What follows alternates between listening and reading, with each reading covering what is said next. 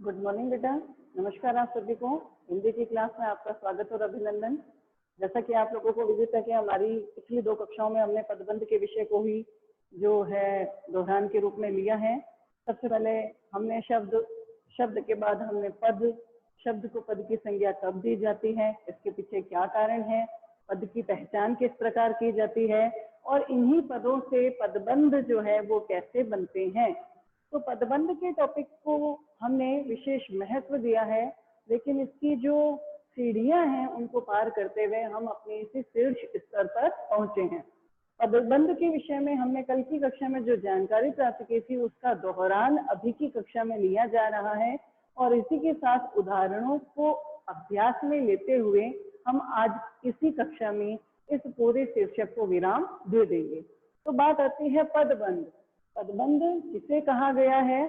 तो बेटा कल की कक्षा में ही आपको बताया गया था, ये 2 शब्दों से मिलकर बना है, पद प्लस बंध। पद यानी अलग अलग पद या 2 या 2 से अधिक पद और इनको सुसंबंधित करना, यही क्या कहलाते हैं? पदबंध कहलाते हैं। यही पदबंध कहलाते हैं। और यहाँ पर मैंने कल आपको एक महान साहित्य शास्त्री डॉक्टर हरदेव बहारी की परिभाषा भी बताई थी कि बहारी जी के अनुसार पदबंध जो है वाक्य का वह भाग है जो अलग अलग पदों के क्रमबद्ध रूप में एक व्याकरणिक इकाई के तौर पर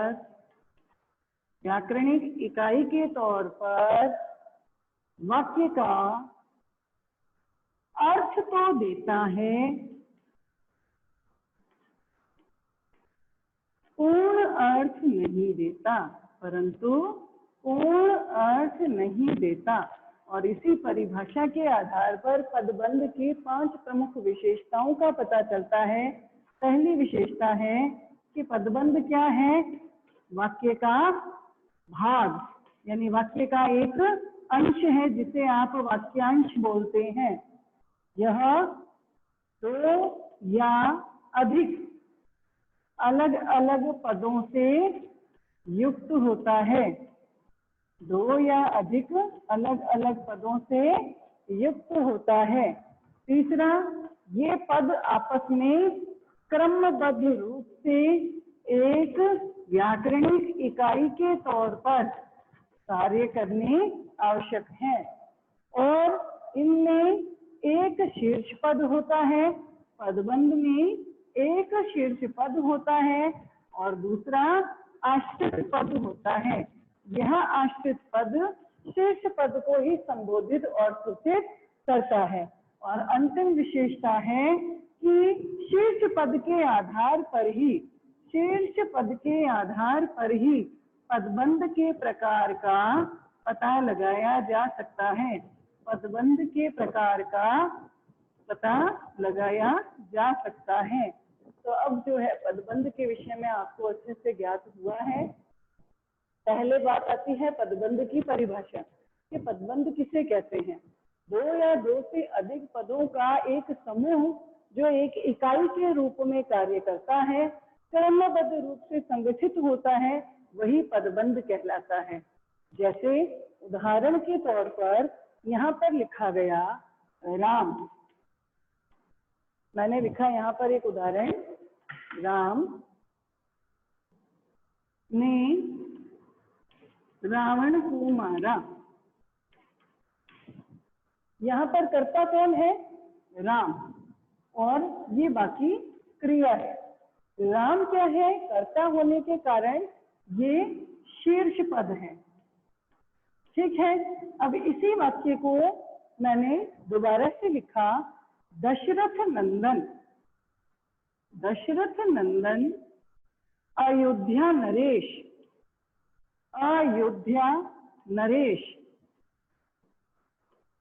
कौन? राम ने रावण को मारा।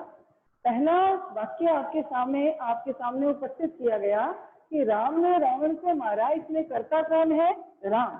राम जो है क्रिया करने वाला है, और क्रिया करने वाले इसी राम को सूचित करने के लिए इसके आगे यानी इसके अलग अलग पदों का एक समूह जो है वो मैंने प्रयुक्त कर दिया कि दशरथ नंदन कौन था? श्री राम। अयोध्या नरेश इसको कहा गया श्री राम को ही। यानी ये जो अलग अलग पदों का समूह है ये इसी राम को सूचित करवा रहा है, इसी राम की ओर सूचना या संकेत दे रहा है। तो इन अलग अलग पदों के समूह को हम बोलेंगे आश्रित पद, और जो ये आश्रित पद इसी राम के इसी शब्द को सूचित कर रहे हैं तो ये कहलाएगा शीर्ष पद, और शीर्ष और आश्रित दोनों पद मिल करके क्या कहलाएंगे? पदबंध कहलाएंगे। इसे हम पदबंध की संज्ञा से अभिहित करेंगे। तो यहाँ पर ये जो है पदबंध किसे कहा गया? पदबंध की परिभाषा दीजिए, पदबंध को स्पष्ट कीजिए, पदबंध की पारिभाषिक और शाब्दिक परिभाषा में अंतर स्पष्ट कीजिए, पदबंध की विशेषताएं बताइए, पदबंध में कितने पद शामिल होते हैं या कितने पदों से मिलकर पदबंध का निर्माण होता है। इन सारों प्रश्नों के उत्तर जो है वो आपको यहाँ पर मिल जाएंगे कि पदबंध क्या है।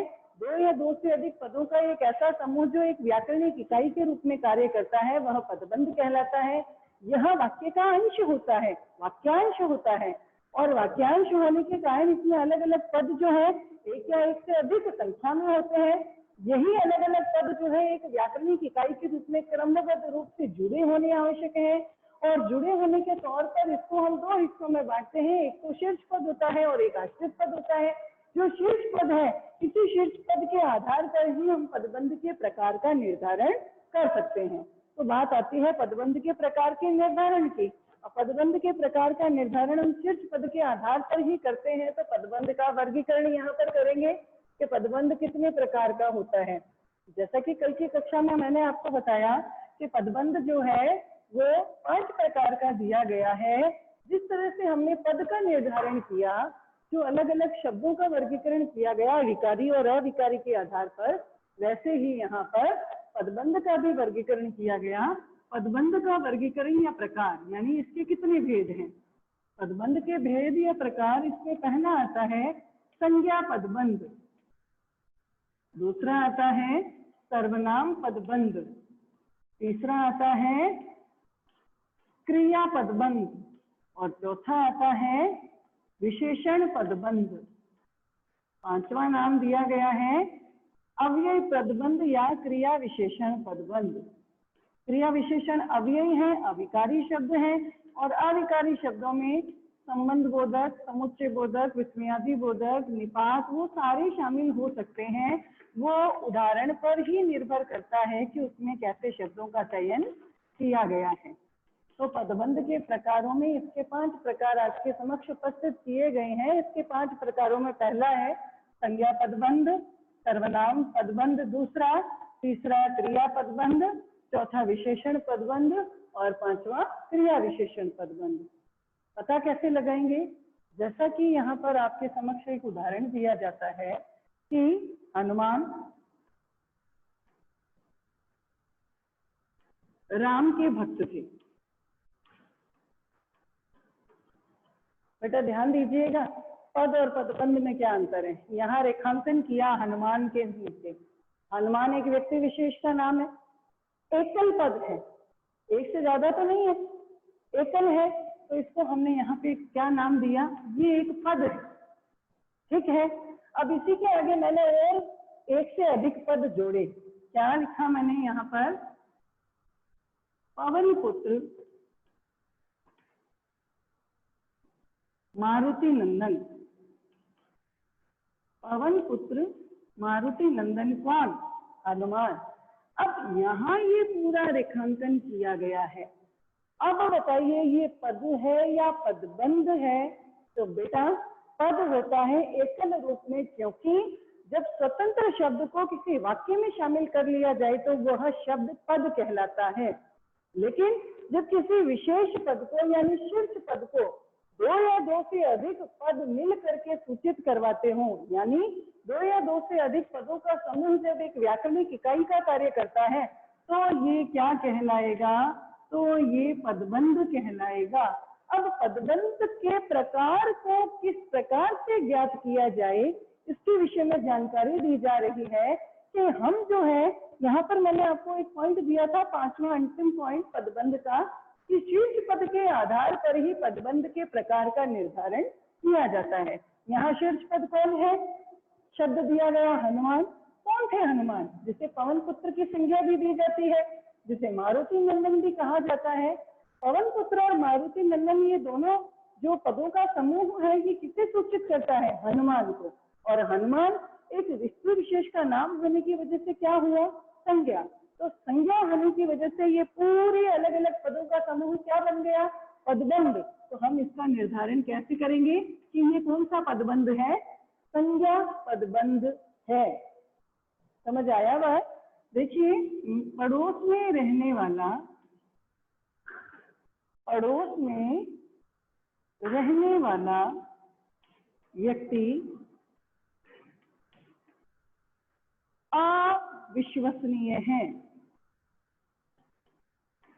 अब आपको यहाँ पे इतना रेखांकन करके दिया गया है, पड़ोस में रहने वाला व्यक्ति, व्यक्ति शब्द, व्यक्ति में सारे व्यक्ति शामिल है, यहाँ किसी व्यक्ति का तो नाम आया नहीं, लेकिन ये जातिवाचक संज्ञा यानी संज्ञा है।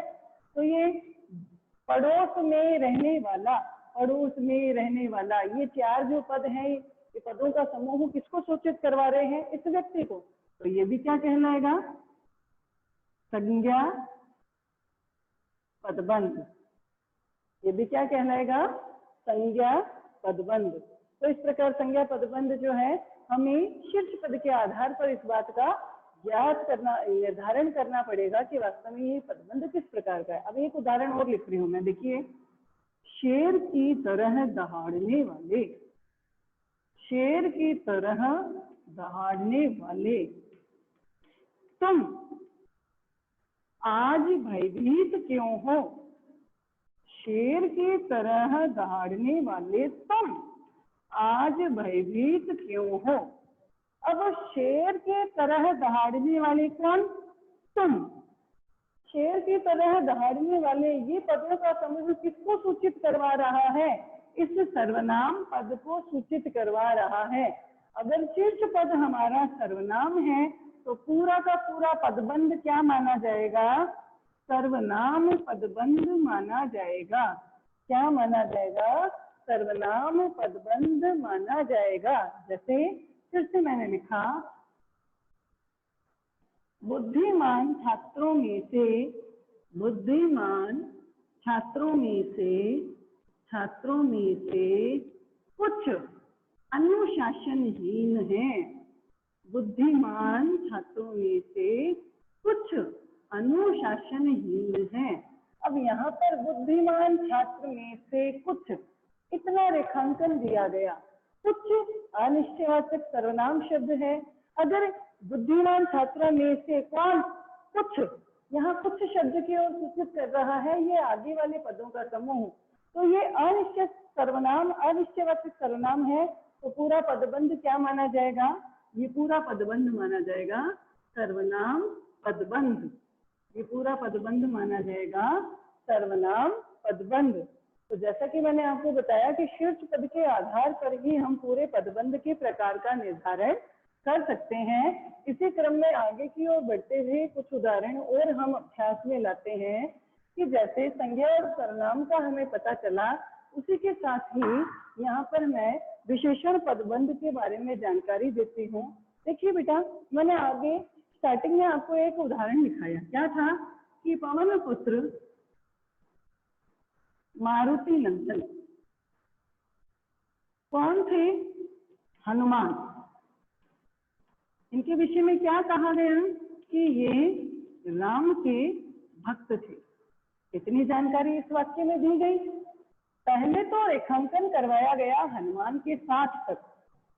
तो जब हमें पता चला कि ये पूरे पदों का समूह इस शीर्ष पद को सूचित करवा रहा है, तो हमने इसका नाम क्या दे दिया, संज्ञा पदबंध। अब सिर्फ आपको इतना रेखांकन दिया गया है, पवन पुत्र और मारुति नंदन। शीर्ष पद के नीचे रेखांकन नहीं है, यानी इसमें शीर्ष पद शामिल नहीं है। यहाँ दिया गया पवन पुत्र यानी जो पवन देव के भी पुत्र हैं, और मारुति नंदन जो मारुति जो है पिता का नाम है और उन्हीं पिता की वो नंदन यानी संतान है। तो ये पवन पुत्र और मारुति नंदन ये इस व्यक्ति की क्या है, विशेषता है। यानी वे शब्द या पदों का समूह जो संज्ञा या सर्वनाम की विशेषता बताते हो वो क्या कहलाते हैं, विशेषण। और अगर ये संख्या में एक से अधिक है, एक से अधिक समूह में गिना जाता है, तो ये पूरा क्या कहलाएगा, विशेषण पदबंध। ये पूरा क्या कहलाएगा, विशेषण पदबंध। इसे हम विशेषण पदबंध की संज्ञा देंगे। जैसे मैंने यहाँ पे लिखा, सुशीला शिक्षित सुसंस्कृत महिला है। शिक्षित भी है, सुसंस्कृत भी है। अगर एक अकेला होता है यहाँ पर तो ये पद कहा जाता, लेकिन एक से अधिक हो गया तो ये इतना का इतना, ये एक विशेषता के तौर पर हमारे समक्ष आता है। और किसकी विशेषता बताई जाएगी है, सुशीला नामक एक महिला की। तो ये क्या कहलाएगा, विशेषण पदबंध। ये क्या कहलाएगा, विशेषण पदबंध। यहाँ पर हम इसे क्या कहेंगे, विशेषण पदबंध। अब एक उदाहरण दिया जा रहा है आपके समक्ष कि पतंग ऊंचाई की ओर उड़े जा रही है, उड़े जा रही है। पतंग जो है ऊंचाई की ओर उड़े जा रही है। यहाँ पर उड़ना जो है वो मुख्य क्रिया है, और इसी मुख्य क्रिया को पूर्ण बनाने के लिए अलग अलग क्रियाओं का समूह कार्य कर रहा है। जब क्रियाओं का अलग अलग समूह यानी अलग अलग पदों का समूह एक मूल कार्य यानी एक व्याकरणिक इकाई का कार्य करता है तो वो पदबंध कहलाता है। और ये सारी क्रियाओं का रूप है, तो ये क्या कहलाएगा, क्रिया पदबंध। ये क्या कहलाएगा, क्रिया पदबंध। जैसे मैंने लिखा, नदी तीव्र वेग से बहती जा रही है, बहती जा रही है। नदी की क्रिया है बहना, और बहने की क्रिया को पूर्ण करने के लिए जा रही है। ये पदों का समूह भी एकल इकाई के रूप में कार्य कर रहा है, तो ये पूरा का पूरा क्या कहलाएगा, क्रिया पदबंध। अब मान लीजिए यहाँ सिर्फ इतना ही पूछा जाए, बहती, और बाकी से ये रेखांकन हटा दिया जाए तो क्या कहोगे आप इसे, क्रियापद। पहला क्या है, क्रिया, और एकल का ही पूछा है तो ये क्या कहलाएगा, क्रियापद। लेकिन अगर इसके एक से अधिक पदों के नीचे रेखांकन किया गया है तो ये पूरा का पूरा पदों का समूह क्या कहलाएगा, पदबंध कहलाएगा। और इसे हम क्या कहेंगे, क्रिया पदबंध। समझ में आई बात। जैसे मैंने यहाँ लिखा, गुब्बारे आगे बढ़े जा रहे हैं, गुब्बारे आगे बढ़े जा रहे हैं। तो यहाँ पर बढ़ना जो है वो क्रिया है, और जा रही हैं ये जो अलग अलग संयुक्त क्रियाएं हैं ये इस मूल क्रियाओं को पूर्ण कर रही हैं। तो जब अलग अलग क्रियाओं का यानी पदों का समूह मिलकर कार्य करता है तो वो क्या कहलाएगा, क्रिया पदबंध। वो क्या कहलाएगा, क्रिया पदबंध। वापस से इसी वाक्य पे आते हैं बेटा, बहती चली जा रही है, ये तो क्रियाओं का समूह है, लेकिन इसकी रेखांकन जब और आगे कर दिया तीव्र वेग से, यानी उसकी रीति बता दी कि वो किस तरह से आगे बढ़ रही है। जब रीति बता दी जाए यानी क्रिया की भी विशेषता बता दी जाए तो वो कहलाता है क्रिया विशेषण। तो यहाँ पर अब हम इसे क्रिया पदबंध नहीं कहेंगे क्योंकि इसका शीर्ष पद क्या है, क्रिया विशेषण है, इसलिए हम इसका नाम रखेंगे क्रिया विशेषण पदबंध। क्या लिखेंगे, क्रिया विशेषण पदबंध। मान लीजिए आपके सामने एक वाक्य आया, उसमें दिया गया मैं मोहन के साथ मित्रता रखता हूँ। मैं मोहन के साथ मित्रता रखता हूँ। तो ये के साथ शब्द क्या है? अव्यय पदबंध। अब अव्यय में अगर आप पहचान कर सकते हैं कि संज्ञा या सर्वनाम शब्दों का वाक्य के अन्य शब्दों से कराने वाले शब्द संबंध बोधक या संबंध सूचक कहलाते हैं, तो यहाँ पर ये आ जाएगा संबंध बोधक अव्यय पदबंध। संबंध बोधक ब्रैकेट में अव्यय पदबंध। तो यहाँ पर इस तरह से आप जो है शीर्ष पद के आधार पर इस पदबंध के प्रकार का निर्धारण कर सकते हैं। पदबंध के प्रकार का निर्धारण करते समय इस चीज का अवश्य ध्यान रखिएगा कि अगर इसे एकल रूप में पूछा जाए कि मान लो खाली पवन पुत्र का पूछ लिया जाए, इसका हटा दिया जाए, तो जब पवन पुत्र एक एकल रूप में है तो ये विशेषण पद कहा जाएगा, बंध शब्द इसके साथ से हट जाएगा। क्योंकि बंध कब बनता है? क्योंकि वो एक से अधिक हो जाता है और एक से अधिक पदों का समूह जब एकल इकाई का कार्य करता है तभी वह पदबंध कहा जाता है। जैसा कि आपके समक्ष में एक उदाहरण लिखूं कि भारत के प्रधानमंत्री नरेंद्र मोदी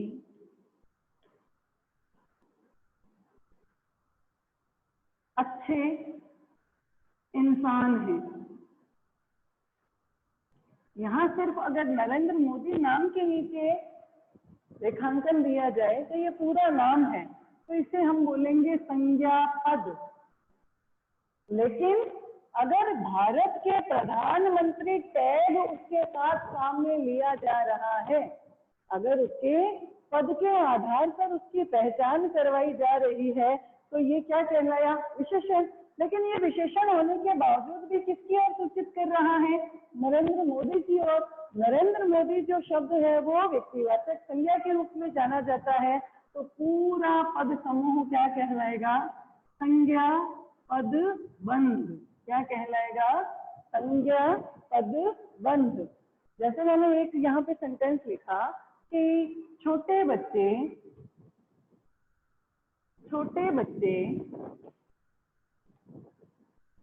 खेलते हुए गिर पड़ते हैं। सेंटेंस है गिर पड़ते हैं, खेलते हुए गिर पड़ते हैं। गिरना भी क्रिया है, पड़ना भी क्रिया है, और है जो है ये भी मुख्य क्रिया को पूर्ण कराने के लिए सहायक क्रिया के तौर पर काम में लिए जाते हैं। जब अलग अलग क्रियाओं का एक समूह एक पूर्ण इकाई के रूप में कार्य करता है तो ये क्या कहलाएगा? क्रिया पदबंध। क्या कहलाएगा? क्रिया पदबंध। यहाँ पर एक एग्जांपल आपको और ये दिया जाए कि मान लीजिए सुरेश नदी में डूबने लगा था। यहाँ पे लिखा सुरेश नदी में डूबने लगा था। डूबना भी मुख्य क्रिया है, लगना भी क्रिया है, और था जो है ये सहायक क्रिया के तौर पर मुख्य क्रिया के पूर्ण होने का समय बताती है। तो यहाँ पर है इन सारे शब्दों के नीचे अगर अंडरलाइन दी गई है, इन सारे पदों के समूह के नीचे रेखांकन दिया गया है, तो शीर्ष क्रिया कौन सी है, मुख्य क्रिया कौन सी है, उसके आधार पर हम इसके जो पदबंध का प्रकार है उसका निर्धारण कर लेंगे। जैसे यहाँ पर एक उदाहरण और दिया गया कि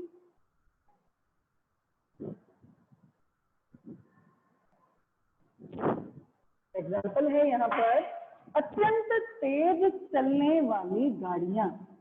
अत्यंत तेज चलने वाली गाड़ियां या ट्रेन प्राय देरी से पहुंचती है। यहाँ पर ट्रेन के नीचे रेखांकन, तो ट्रेन तो संज्ञा शब्द हो गया, लेकिन ट्रेन के नीचे से रेखांकन हटा दिया, सिर्फ ये दिया गया अत्यंत तेज चलने वाली। ये विशेषता बताई जा रही है किसकी? ट्रेन की। कैसी है वो? अत्यंत तेजी से चलने वाली।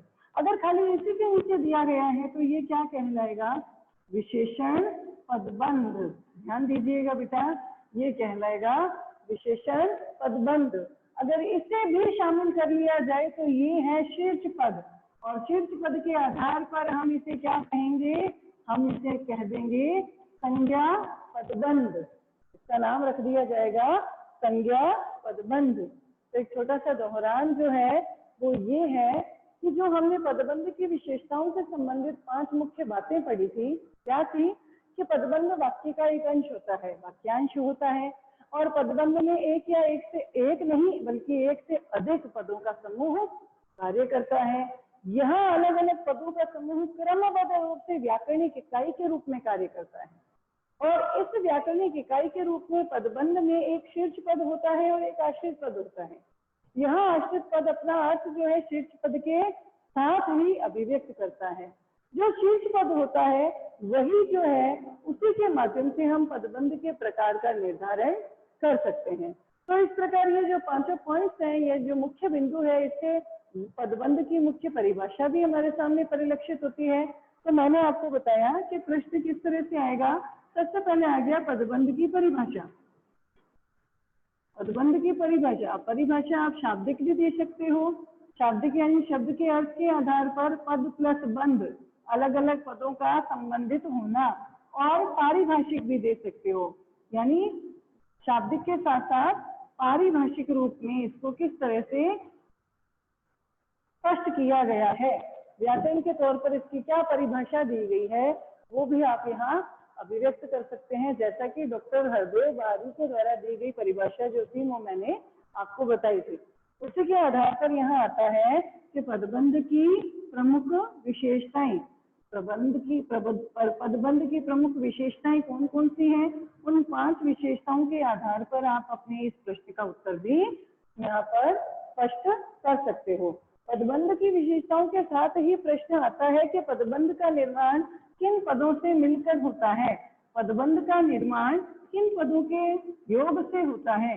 तो पदबंध के निर्माण में 2 कार्य करते हैं पद, एक तो होता है शीर्ष पद और दूसरा आता है आश्रित पद। एक आता है शीर्ष पद और दूसरा आता है आश्रित पद। और शीर्ष पद के पदबंध का और पदबंध के प्रकार का निर्धारण कैसे करोगे, तो पदबंध के प्रकार का निर्धारण करने के लिए सबसे पहले बात आती है पदबंध के प्रकार। ये प्रकार कितने हैं, तो यहाँ आपको दिए गए हैं पदबंध के 5 प्रकार है। इन प्रकारों का निर्धारण कैसे करोगे, प्रकारों का निर्धारण किस तरह से किया जाएगा, तो प्रकारों के निर्धारण के लिए हमें इसके शीर्ष पद को ज्ञात करना होगा। इसका शीर्ष पद यदि संज्ञा है तो पूरा पदबंध संज्ञा पदबंध, शीर्ष पद अगर क्रिया है तो पूरा पदबंध क्रिया पदबंध, शीर्ष पद अगर क्रिया विशेषण है या साधारण विशेषण है या फिर सर्वनाम है तो पूरा पदबंध जो है उसी के नाम से सूचित और अभिहित किया जाएगा। तो यहाँ पदबंध से संबंधित जो हमारा ये हिंदी व्याकरण का प्रथम जो शीर्षक था वो विराम पाता है। यहाँ पर हमारा ये कार्य समाप्त होता है। तो इससे संबंधित जो जानकारी है आपको प्रदान की गई है, एक बारी अपनी कक्षा 10 की ही पाठ्य पुस्तक के प्रथम पाठ को अच्छे से पढ़ लीजिएगा। बेटा उसमें दिया गया है शब्द, शब्द से बने पद, पद से बना पदबंध और पदबंध के पदों का परिचय। पदबंध का परिचय हमारे जो प्रश्न पत्र या सिलेबस जो है उसमें शामिल नहीं किया गया है, सिर्फ पदबंध ही शामिल किया गया है। अतः यहाँ पर हमारा ये शीर्षक जो है पूर्ण होता है। पदबंध के परिचय के बारे में हमने जो पुराना सिलेबस है उसके अंदर दिया गया है। अभी व्याकरण की कोई पुस्तक आपके पास है नहीं, इसकी वजह से आप लोगों को ये सलाह दी जाती है कि पुरानी पाठ्य पुस्तक का ही प्रथम अध्याय जो है उसको अच्छे से आप पढ़ लें। उसी में से शब्द, पद और पदबंध इतना आपको विषय मिल जाएगा। पद परिचय के विषय में आपको मेहनत करने की आवश्यकता नहीं है। तो धन्यवाद। कक्षा में अपना सहयोग बनाए रखने के लिए घर बैठे इसी तरह से सुरक्षित रूप से ऑनलाइन कक्षाओं का लाभ उठाते रहें और अपने अध्ययन को सुचारू रूप से कायम रखें। धन्यवाद।